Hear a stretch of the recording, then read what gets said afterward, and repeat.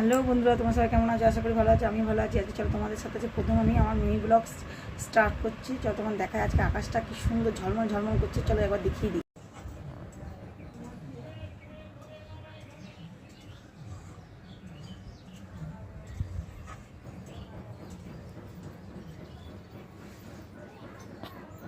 চলো তো চলো, আজকে আমার টিফিনে আনা হয়েছে পরোটা।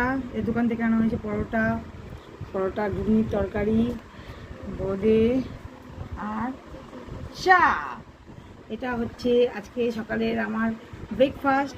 আর তারপরে এনেছে আজকে গাছপাকা আম। এটা হচ্ছে গাছপাকা আম,